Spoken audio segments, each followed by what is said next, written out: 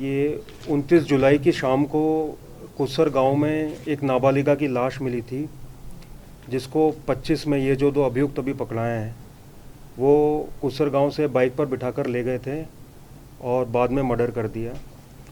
उसमें हमारी एक एसआईटी गठित हुई थी, जिसमें हमारे डीएसपी एलनाबाद, हमारे सीआईए सिरसा इंचार्ज प्रदीप और कई अन्य लोग थे, जिनकी इसमें काफ़ी कड़ी मेहनत रही।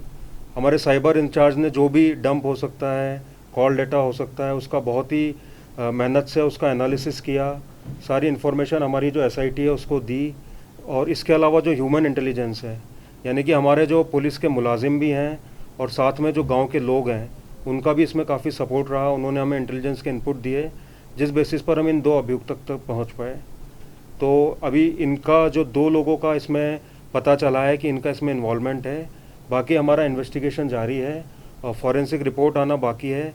तो जैसे जैसे वो आएगी और जैसे जैसे अनुसंधान बढ़ता जाएगा तो आगे इसमें जो भी इंफॉर्मेशन आती है उस पर हम आगे कार्य करते रहेंगे। सर, ये दो लोग कौन हैं और ये जो मरने वाली बच्ची थी इसके साथ क्या रिलेशन था? इसमें एक विनोद है जो पिछले 4 वर्षों से इनके घर आता जाता था और उसकी माता जी से अच्छी जान पहचान थी। तो अभी तक जो तथ्य सामने आया उस हिसाब से जो लड़की थी उसकी अनबन भी हुई बीच में और वो थोड़ा इससे नफरत करती थी। तो ये एक बहुत महत्वपूर्ण एंगल था। और दूसरा एक सुरेंदर है जो उसका मित्र था, दोनों गेंदड़ा के निवासी हैं ये। और बस यही एक इनका जो मुख्य कारण यही समझ में आया है कि जो लड़की बार बार ऑब्जेक्ट करती थी, तो उस चक्कर में इनके मन में जो भी रंजिश की भावना थी। बाकी दोनों अपराधी किस्म के हैं। जो विनोद है उस पर 7 पर्चे पहले के दर्ज हैं और सुरेंदर पे 1 पर्चा दर्ज है। तो क्या इसमें कुछ और लोग भी इन्वॉल्व हैं? अभी जैसे जैसे देखिए इन्वेस्टिगेशन होगा तो और चीज़ें क्लियर होंगी। अभी हम इनको पेश करके और पुलिस रिमांड लेंगे तो और जो है गहराई से पूछताछ होगी तो और चीज़ें इसमें क्लियर आएंगी। विनोद का इनके घर कोई गलत नजर से आने जाने का कोई बात नहीं सामने? हाँ, अभी देखिए ये भी कंफर्म कहना मुश्किल है, लेकिन ऐसा कुछ लगा है आइडिया इसमें। सर, विनोद जी वही लड़का है जिसको पहले ही दिन पुलिस ने हिरासत में लिया था, लेकिन ग्रामीणों के विरोध के बाद उसको एक बार भी छोड़ दिया। हाँ, पूछताछ इस पर चल रही थी, पर हमारा पहले ये था कि जिसको भी घर वालों को जिस पर शक है उससे पूछताछ की जाए। और 25 को जब ये वाकया हुआ था तो हमने जैसा उन्होंने बताया उन लोगों से पूछताछ की, साथ में जहाँ भी रेड की वो थी हमने रेड भी की थी फतेहाबाद और अन्य जगह पे जहाँ जहाँ घर वालों ने बताया। लेकिन बाद में मैंने वही बताया कि जैसे हमको पता चला मोबाइल लोकेशन से, जो गांव से इंटेलिजेंस इनपुट आए, तो फिर हमको ज़्यादा शक हुआ कि ये जो है विनोद का इसमें ज़्यादा इन्वॉल्वमेंट है। तो फिर उससे गहराई से पूछताछ की।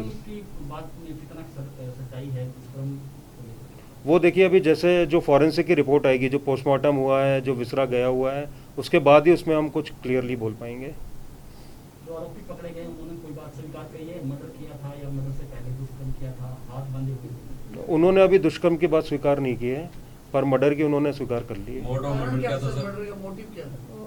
मोटिव मैंने वही बताया कि ये उनके घर आता था पिछले 4 साल से, जिसमें कई बार जो ये थी जो नाबालिगा थी वो इस पर ऑब्जेक्शन भी करती थी और टोकती भी थी, तो ये कारण था।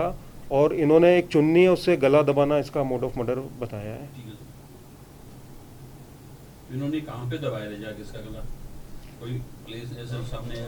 हाँ, ये कुसर जाते हैं तो रोड से साइड में जो रास्ता जाता है वहीं खेत है, वहाँ इन्होंने गला दबाया और फिर जहाँ पे जो है डेड बॉडी मिली थी वहाँ इन्होंने उसको ले जाके डाल दिया। वो आसपास ही। विनोद या किसी सुरेंद्र का किसी का? हाँ, ये अभी तक जो पता चला है विनोद का है खेत। सर, बच्ची की मां के साथ विनोद के अवैध संबंधों की बात भी सामने आ रही है, क्योंकि वो उसको रोकने से मना कर रही थी। या कोई भी घर से आएगा तो क्यों कोई रोकेगा? ये देखिए, ये जब इन्वेस्टिगेशन होगा तभी इस विषय में हम कुछ बोल पाएंगे।